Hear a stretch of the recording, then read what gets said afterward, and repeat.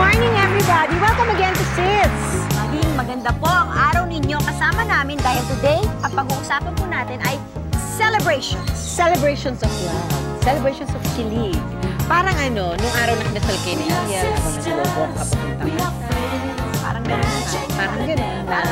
Naalala ko yun. Na-excite ka? Happy ka? Excite ako, kinikilig ako, nininervous ako. Basta masaya ako habang naglalakad ako papunta sa agad. Siyempre kami rin masaya. Oo. Masaya. Sana naman. Sana masaya kami. Siyempre, ewan ko si Daddy tsaka si Mami masaya sila. Binibigay ka na nila. Pinapamigay ka na nila. Siyempre, hindi masyado. Hayaan na natin. Basta, pero, alam mo, once na nagsabi na ang pari ng you may now kiss the bride, eh, di na wala na ang mga tension na yan. Talagang, hirap na si Mami at si Daddy talagang nag-giveaway na ako.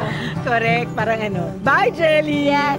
Oo. Pero sabi, happy ka naman. And 2 kids later, di ba, after Wacky, after Julio, eto na tayo. Di ba? Tama Eto ka. na.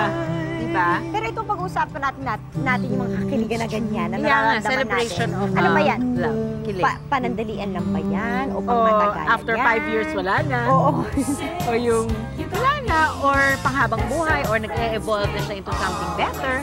Di ba? Ano Yung hindi kaya? lang kilig, di ba? Parang iba na. Oo. Mabuti pa, o ano? Tanong na sa kanila. Tanong lang natin kaya sa kanila kung pinipili pa ba kayo sa kanya. O sa kanila, paano kung madami? Ay, wow! Sa kanila? Marami. Ayaw na. Marami, di ba? Tanong Marami natin. silang kinikilig sa mga marami. Ay, ang gulo. Check natin yan. Check. Kinikilig pa ba kayo?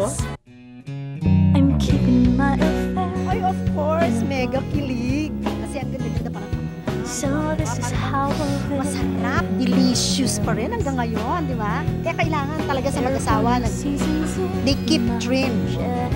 Naalagaan yung katawan para And I'm only keeping. Oo naman, kinikilig ako. Siyempre, kasi habang tumatagal yung relationship niya, parang nafe-feel mo na nagiging matibay. Kilig. Nakakanginig na atmosphere na pag-ibig. Pero sa mga mahilig magpatawa, ito ang kanilang chika. Unusual thing na nagagawa sa'yo, kaya ka nagkakaroon ng reaction na parang may tingling sensation kang nararamdaman sa likod ng iyong spinal column, kaya ka kinikilig. Ayokong kiligin eh. Kasi, yung mga nakigastos ko. Alam mo yun? Kaya ako, ayokong kiligin. Well, I got 3 meanings of kilig. First is thrill, second is tickle, and third is me.